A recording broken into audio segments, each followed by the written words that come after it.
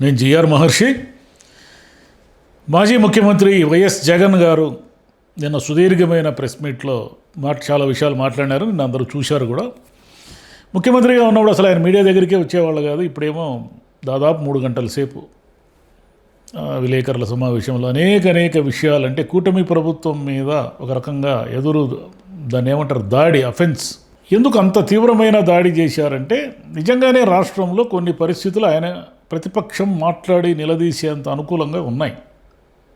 జగన్ గారు నిన్న మాట్లాడిన అన్ని విషయాల్లోనూ కొన్ని ఆయన గట్టిగా దాడి చేసే విషయాలు ఉన్నాయి. కొన్నిటిని ఆయన పెద్దగా ప్రస్తావించకుండా వదిలేసినవి ఉన్నాయి. కొన్నిటికి ఆయన సమాధానం చెప్పుకోలేనివి కూడా ఉన్నాయి. అంటే ఆయన హయాంలో ఆయన ముఖ్యమంత్రిగా ఉన్నప్పుడు మీరేం చేశారయ్యా అంటే దాని మీద కొంచెం కన్ఫ్యూజన్ కూడా ఉండే అంశాలు కూడా నిన్న ఆయన మాట్లాడిన దాంట్లో ఉన్నాయి. ఫస్ట్ పాయింట్ మనం మాట్లాడుకోవాల్సింది ఏమిటంటే రైతుల గురించి. ఆయన ఏమిటంటే రైతులు కష్టాల్లో ఉన్నారు, రైతులు ఇబ్బందుల్లో ఉన్నారు, రైతులకు గిట్టుబాటు ధర లేదు, రైతులు చంద్రబాబు నాయుడు గారి మీద కొంత కోపంగా ఉన్నారు అనేది ఆయన గ్రహించారు. అటు నుంచి నరుక్కు రావడం అంటారే, అలా ఆయన రైతుల గురించి మాట్లాడుతూ రైతుల్ని అన్యాయం చేశారు, మేమున్నప్పుడు ఇన్పుట్ సబ్సిడీ ఇచ్చాము, పంటల బీమా ఇచ్చాము, అవి ఇచ్చాము, ఈయన 20,000 రూపాయలు నేరుగా ఇస్తానని చెప్పారు, 40,000 రూపాయలకు బదులు 10,000 రూపాయలు వేసి చేతులు దులుపుకున్నారు, రైతుల్ని చంద్రబాబు నాయుడు గారు పట్టించుకోలేదు అనేదాన్ని నొక్కి చెప్పారు.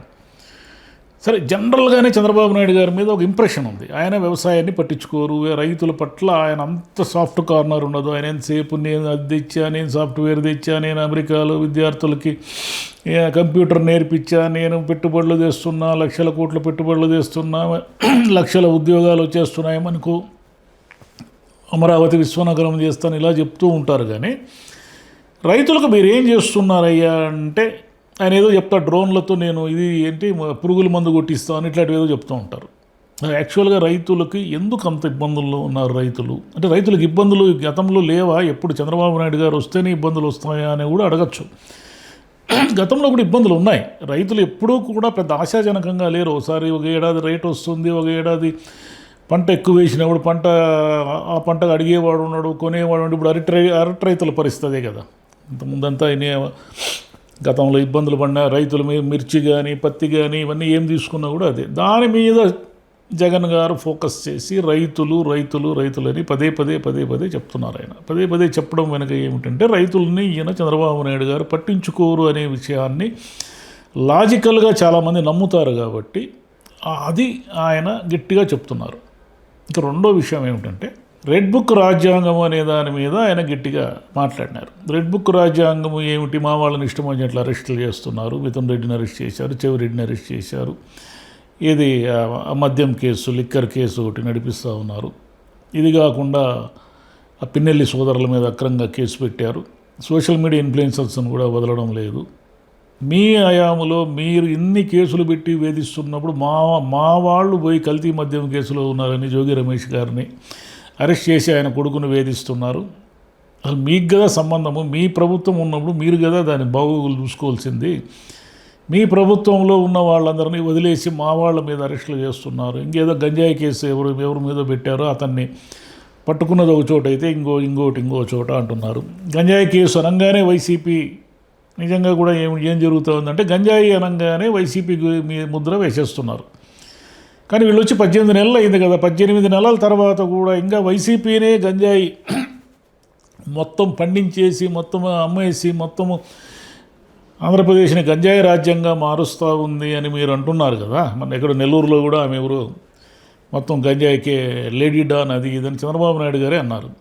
మరి మీరు 18 నెలల తర్వాత కూడా మీరు కదా చర్యలు తీసుకోవాల్సింది. మీకు కదా లా అండ్ ఆర్డర్, పోలీసులు, మీకు అన్ని వ్యవస్థలు మీ చేతిలో పెట్టుకుని ఇంకా వైసీపీ వాళ్ళు గంజాయి అమ్ముతున్నారు అంటే ఇంకేమన్నా అర్థం ఉందా దానికి? మిమ్మల్ని వాళ్ళ ఎత్తి లోపలేండి, ఎవరు వద్దన్నారు మీరు? ఇప్పుడు 18 నెలల తర్వాత ఇంకా వైసీపీ అనడం అనేది కరెక్ట్ కాదు. అది జగన్ గారు మాట్లాడినారు. ఇంకోటి పరకామణి కేసు గురించి ఒక లాజికల్గా మాట్లాడినారు. ఎందుకంటే విపరీతమైన దాడి జరుగుతూ ఉంది పరకామణి కేసులో. ఎందుకంటే స్వామివారి సొమ్ము అపహరించిన వాళ్ళతో వీళ్ళు ఏదో రాజీ పడి ఏదో డబ్బులు కొట్టేసినారు అనే అర్థం వచ్చేలా మీడియా కథనాలు వరుసగా వస్తున్నాయి. ఆయన ఏమంటాడంటే, పరకామణి, తిరుపతి, తిరుమల గురించి తెలిసిన వాళ్ళందరికీ కూడా ఒక అవగాహన ఉంది. పరకామణిలో చోరీ అనేది ఏం కొత్తదేం కాదు. పరకామణిలో చోరీ అనేది అడపాదడపగా అనేక కేసులు మీరు ఒకసారి టీటీడీని వెనక్కి వెళ్ళి చూస్తే ఒక 30 ఏళ్ళు 35 ఏళ్ళు వెనక్కి వెళ్ళి చూస్తే పరకామణిలో చోరీ జరిగితే వాళ్ళు విజిలెన్స్ వాళ్ళు పట్టుకోవడం, ఏదో సీసీ కెమెరాల ద్వారా అబ్జర్వ్ చేసి పట్టుకోవడము, ఇవన్నీ కూడా చాలా మామూలు విషయాలు అక్కడ. అంటే ఎప్పుడో, అంటే తరచుగా ప్రతిరోజు జరుగుతుందా, ప్రతి నెల జరుగుతుందా అంటే నేను చెప్పను, కానీ ఇదే మొదటిది కాదు పరకామణిలో చోరీ అనేది. పరకామణిలో చోరీ చేసిన వాళ్ళు ఏదో ఉద్యోగులు, వాళ్ళు ఎవరు ఏమిటి అనే దాన్ని బట్టి, ఇంత మునుపు అయితే బయటి వాళ్ళను కూడా, భక్తులను కూడా పరకామణిలో లెక్కింపుకి అలౌ చేసేవాళ్ళు ప్రత్యేకంగా, ఒకరినో ఇద్దరినో. అట్లా అలౌ చేసిన భక్తులు కూడా చోరీ చేసిన సందర్భాలు ఉన్నాయి. టీటీడీ ఉద్యోగులు, అంటే పరకామణిలో పనిచేస్తున్న ఉద్యోగులు చోరీ చేసిన సందర్భాలు ఉన్నాయి. అట్లా కేసులు కూడా అనేకం నడిచాయి. టీటీడీ, మీరు ఒకసారి టీటీడీ బ్యాక్కి వెళ్తే పరకామణి చోరీ కేసులు చాలా నడిచాయి. ఈ చోరీ కేసుల్లో జనరల్గా ఏం జరుగుతుందంటే ఆ ఉద్యోగిని సస్పెండ్ చేయడము, కోర్టులో కేసు అది నడవడము, కోర్టులు శిక్ష విధించడము, ఇది జరుగుతుంది.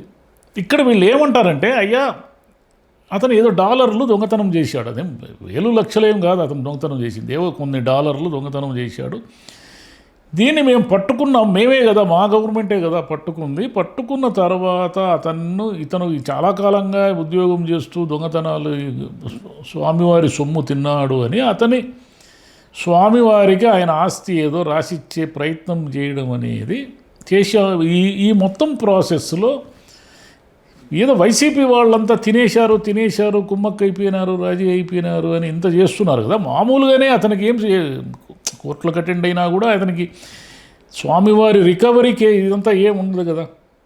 దీని అర్థం ఏమిటంటే, మేము అతని నుంచి స్వామివారి సొమ్మును రికవరీ చేసే ప్రయత్నం మేము చేస్తే, మేము రాజీ పడిపోయి ఇంకేదో చేసేసినాం, పరకామణిలో మొత్తం దోచేసినాం అన్నట్టుగా మాట్లాడుతున్నారు. ఇది ఏ రకంగా కరెక్ట్ అనేది నేను ఆయన ప్రశ్నించిన దాంట్లో ఇంకో కీలకమైంది. ఈ కల్తీ నెయ్యి గురించి అది నడుస్తూనే ఉంది. కల్తీ నెయ్యి అనేది, ఆ కల్తీ నెయ్యి వీళ్ళు ట్యాంకర్లు తెచ్చారు, వాళ్ళు ట్యాంకర్లు తెచ్చారు, వీళ్ళ హయాం కంటే తక్కువ రేటుకే 2014-19లో నెయ్యి కొన్నారు. మరి వీళ్ళ హయాం కంటే తక్కువ రేట్లో కొన్నప్పుడు అది కల్తీ నెయ్యి, అది ఒరిజినల్ నెయ్యి అని ఇప్పుడు వీళ్ళు వాదిస్తున్నారు. సరే, ఆ కేసు తేలినప్పుడు తేలుతుంది. జగన్ గారు గట్టిగా మాట్లాడలేని అంశం ఒకటి ఉంది. అదేమిటంటే అమరావతికి సంబంధించి ఈరోజు 40,000 కోట్లకు పైగా అప్పు చేశారు. ఆల్రెడీ ఒక 50,000 ఎకరాలు సమీకరించి రైతులకు ఇంకా ఏమి న్యాయం జరగలేదు, ఇంకా వర్క్ జరుగుతూ ఉంది. మళ్ళీ ఇంకొక 20,000 ఎకరాలకి భూ సమీకరణ అన్నారు. అది కూడా సక్సెస్ఫుల్గా చేస్తారు కూడా. ఏముంది, గవర్నమెంట్ అనుకుంటే రైతుల నుంచి సేకరించేది పెద్ద విషయం ఏం కాదు. సరే, రైతులు నిరసన చెప్పొచ్చు, రైతులు వద్దనొచ్చు, వాగ్వివాదాలు చేయొచ్చు, పొలిటిసైజ్ కావచ్చు, ఏమైనా జరగచ్చు. కానీ మొత్తం మీద అమరావతికి సంబంధించిన ఆ మొత్తం నిర్మాణం అయితే ముందుకు పోతూనే ఉంటుంది, ఆగదు. సరే, అమరావతి రైతులకు న్యాయం జరుగుతుందా, అన్యాయం జరుగుతుందా అనేది ఎవరు ప్రశ్నించాలి? వైసీపీలో ప్రశ్నించాలి. వైసీపీ వాళ్ళు దాని అమరావతి మీద గట్టిగా మాట్లాడలేని పరిస్థితుల్లో ఉన్నారు. సరే, చంద్రబాబు నాయుడు గారు 2029 వరకు ఆయన 1,00,000 కోట్ల రూపాయలు అప్పులు చేసి కట్టి అమరావతిని ఏదో కొలిక్కి తెచ్చారు అనుకుందాం. అసలు మీ స్టాండ్ ఏంది? వైసీపీ స్టాండ్ ఏంది? మీరు అమరావతి చంద్రబాబు నాయుడు ఒకవేళ 29లో మీరు వచ్చారనుకుందాం, 29లో జగన్మోహన్ రెడ్డి గారు ముఖ్యమంత్రి అయితే అప్పటి వరకు చేసిన అభివృద్ధిని అంతా మళ్ళీ కొనసాగించి దాన్ని పూర్తి స్థాయి మళ్ళీ విశ్వనగరంగా, మహానగరంగా, నగరంగా మార్చే ప్రయత్నం చేస్తారా?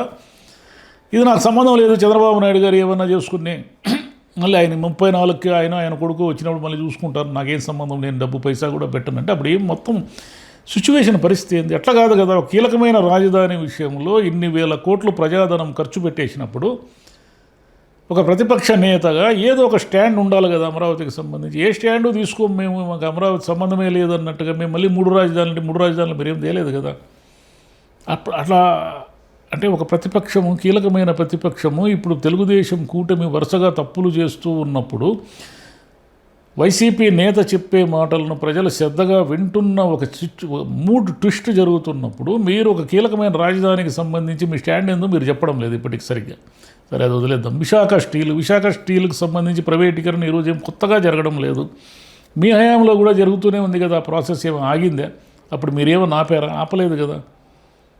కాబట్టి కూటమి ప్రభుత్వం మీద విశాఖ స్టీల్ ప్రైవేటీకరణకు సంబంధించిన వైసీపీ దాడిని పెద్దగా జనం తీసుకోరు సీరియస్గా. జగన్ గారు చెప్పిన రైతులు ఈ పాయింట్ వింటారు, ఈ రెడ్ బుక్ రాజ్యాంగాన్ని అర్థం చేసుకుంటారు. ఇవన్నీ అర్థం చేసుకుంటారు. కానీ అమరావతి కానీ విశాఖ స్టీల్కి సంబంధించి కానీ గట్టిగా వాళ్ళు మాట్లాడినా కూడా పెద్దగా రెస్పాన్స్ ఉండదు. వీళ్ళు అమరావతికి పోయి అయ్యా రైతులకు అన్యాయం జరుగుతుందని వైసీపీ నాయకులు మాట్లాడినా కూడా పోయా మీరేం చేశారు, మీరు 5 ఏళ్ళు దాన్ని కంప చెట్లు పెంచారు కాబట్టి మీకేం మాట్లాడే హక్కు ఉంది అని ఎవరైనా అంటారు. సరే, ఉద్యోగులకు సంబంధించి ఏదో డిఏలు ఇవ్వలేదు, పిఆర్సీ అది ఇది అన్నారు. మీరు కూడా అదేదో ఉద్యోగులకు సంబంధించిన మళ్ళీ కంట్రిబ్యూటరీ స్కీమ్ ఏదో ఉంది కదా, దానికి సంబంధించి మీరు రివోక్ చేస్తామన్నారు, మళ్ళీ అదేం చేయలేదు.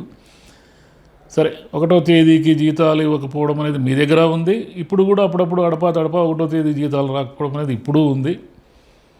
సరే, అవన్నీ వదిలేస్తే మీరు అప్పులు చేసిన అప్పులు తక్కువే అయినా అవి 14 లక్షల కోట్లు 15 లక్షల కోట్లు అని దుష్ప్రచారం చేసేసి ఇష్టం వచ్చినట్లు మీ మీద బురద వేస్తున్నప్పుడు మీరు సరిగా ఆ బురదని కడుక్కునే ప్రయత్నం చేయకుండా మీరు అసలు వాస్తవాలు చెప్పకుండా కన్ఫ్యూజ్ చేసేసారు జనాన్ని. అప్పుడు మీడియా ముందుకు ఇప్పుడు 3 గంటల సేపు మీడియా ముందు వచ్చి మాట్లాడేది మీకు అంత ఇంట్రెస్టింగ్గా ఉన్నప్పుడు, అప్పుడు ముఖ్యమంత్రిగా అరగంట మీడియా ముందుకు వచ్చి అయ్యా ఇది కావాలంటే ఇవి చూడండి, బడ్జెట్ అప్పులు ఇవి, బడ్జెట్ ఇతర అప్పులు ఇవి, నేను చేసిన అప్పులు ఇవి, ఏడున్నాయి 14 లక్షల కోట్లు చూపించండి నేను అని ఉంటే సిచ్యువేషన్ మారుండేది. ఇప్పుడు మీరు ప్రతిపక్ష నేతగా వారానికో 15 రోజులకో నెలకో ఎప్పుడు చూసినా మీడియా ముందుకు వచ్చి 2 గంటలు 3 గంటలు మాట్లాడుతున్నప్పుడు, ముఖ్యమంత్రిగా ఉన్నప్పుడు మీరు ఎందుకు మీ వాయిస్ ఎక్కడా కూడా వినబడకుండా ఎప్పుడో మీరు బటన్ నొక్కేకి పోయినప్పుడు మీరు మాట్లాడితే తప్ప ఇంకెవరికి ఏం అర్థమయ్యేది కాదు. సరే, చంద్రబాబు నాయుడు గారు సూపర్ 6 ఇచ్చారు. సూపర్ 6లో ఆయన నో డౌట్ చాలా విషయాలు ఫెయిల్యూర్ అయ్యారు. ఒకటి పింఛన్లు కరెక్ట్గా ఇచ్చారు. 2వ సిలిండర్లు సరిగ్గా ఇవ్వలేకపోయారు. అమ్మక వందనం 1 ఏడాది ఎగ్గొట్టారు. జగన్ గారు చెప్పే మాటల ప్రకారం అయితే కొంతమందికి 8,000, 6,000, 3,000 ఇచ్చారు. కొంతమందికి కొన్ని లక్షల మంది పిల్లలకి అసలు ఇవ్వనే లేదు అంటున్నారు ఆయన. సరే, బస్సులకు సంబంధించి మీరు ఏ బస్సు అన్నా ఎక్కండి చెల్లెళ్ళు అన్నారు ఆయన ఆ రోజు. ఈరోజు చూస్తేనేమో మీ ఫలానా బస్సులోనే మీకు ఉచిత ప్రయాణం అంటున్నారు. సరే, రైతులకి 20,000 ఇస్తామన్నారు. కేంద్రం ఇచ్చేదంత సంబంధం లేకుండా అది కూడా 1 ఏడాది ఎగ్గొట్టారు. 1 ఏడాది అరకొర ఇచ్చారు. అదే రైతులకి అన్యాయం జరిగింది. మహిళలకు 1,500 అనేది అది ప్రాక్టికలీ ఇంపాసిబుల్. ఏదైనా లాస్టింగ్ ఎలక్షన్ వచ్చేసిందని చంద్రబాబు నాయుడు గారు ఏమైనా జిమ్మిక్కులు చేయడానికి ప్రయత్నిస్తే చెప్పలేము. నిరుద్యోగ భృతి ఇచ్చే అవకాశమే లేదు. ఇవ్వాలి అనుకున్నా కూడా 2 ఏళ్ళకి కలిపి ఎంత ఇవ్వాలి? 72,000 ఇవ్వాలి. 72,000 నిరుద్యోగికి ఇవ్వడం అనేది ప్రాక్టికలీ ఇంపాసిబుల్.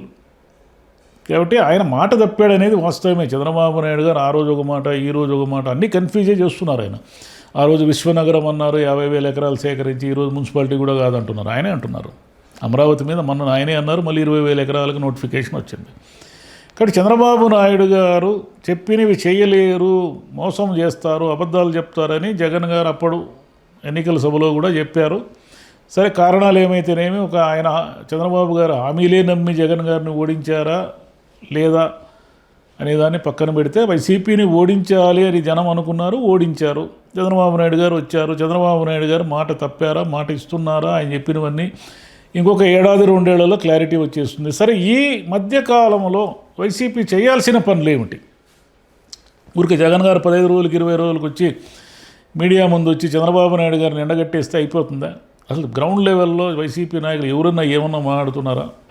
వాళ్ళు మాట్లాడేదానికి పెద్దగా అదేమంటారు, ఎవరో అంబటి రాంబాబు గారు, ఇంకొకరు 2-3 అట్లా మాడుతున్నారు. కానీ అది బలంగా ఏం జనంలోకి వెళ్ళడం లేదు. జనంలోకి బలంగా తీసుకెళ్ళంటే ఇంకా 3 ఏళ్ళు 3.5 ఏళ్ళు ఎన్నికలు ఉన్నాయి కదా, ఇప్పటి నుంచి జనంలో తిరిగి ఇవన్నీ బాధలు ఎవరు పడతారు అని కూడా అనుకోవచ్చు. ఎందుకంటే ఇంకా టైం చాలా ఉంది, ఇంకా స్థానిక ఎన్నికలు ఉన్నాయి మధ్యలో. కానీ స్థానిక ఎన్నికల నాటికైనా మీరు కొంచెం గట్టిగా ప్రొటెస్ట్ చేసే పరిస్థితికి అయితే వస్తారు కదా, అది కూడా జరగడం లేదు. జగన్ గారే మాట్లాడతారు, ఏం మాట్లాడినా కూడా ఆయనే మాట్లాడుకుంటారులే, ఏమన్నా ఉంటే ఆయనే చెప్పుకుంటారు, మనకేం పట్టింది, ఊరికి అప్పుడప్పుడు ప్రెస్ నోట్లు ఏదో యూట్యూబ్ వీడియోలో మాడేస్తే సరిపోతుందని కూడా అనుకుంటున్నట్టున్నారు. ఈ మొత్తంగా 18 నెలల కాలంలో మనం జాగ్రత్తగా గమనిస్తే ఏమిటంటే, కూటమి ప్రభుత్వము వాళ్ళు చెప్పుకున్నంత అద్భుతంగా అభివృద్ధి దిశగా ఏమీ ప్రయాణం చేయడం లేదు. అనేక లోటుపాట్లు, ఒడిదుడుకులు అన్నీ ఉన్నాయి. జగన్ హయాంలో రోడ్లన్నీ గుంతలు అన్న వాళ్ళు ఇప్పుడు మళ్ళీ మేము రోడ్లు వేస్తామంటున్నారు. అట్లా ఊరికే ఉదాహరణ కదా రోడ్లు చెప్తున్నాను. అనేక విషయాల్లో వాళ్ళు యూటర్న్ తీసుకుంటున్నారు. గట్టి సమయం వచ్చినప్పుడు, సందర్భం వచ్చినప్పుడు వైసీపీ తన ప్రతిపక్ష పాత్రను బలంగా పోషించాలి. జగన్ గారు కూడా ఏమిటంటే ఊరికే మీడియా ముందుకు వచ్చి 2 గంటలు 3 గంటలు మాట్లాడడం వల్ల అదేదో జనంలోకి వెళ్ళేస్తుంది, కూటమి ప్రభుత్వం మీద వ్యతిరేకత వచ్చేస్తుంది. కూటమి ప్రభుత్వం మీద వ్యతిరేకతతో మీరు గెలవాలి అనుకుంటే తప్పు. మీ బలాన్ని పెంచుకొని మీరు గెలవాలి. ఎంతసేపు మీ వ్యతిరేకతతో చంద్రబాబు నాయుడు గారు గెలుస్తారు, చంద్రబాబు నాయుడు గారు వ్యతిరేకతతో మీరు గెలుస్తామని నమ్ముతూ ఉంటే 29 నాటికి చెప్పలేం, పరిస్థితులు తారుమారు కూడా కావచ్చు. Thank you.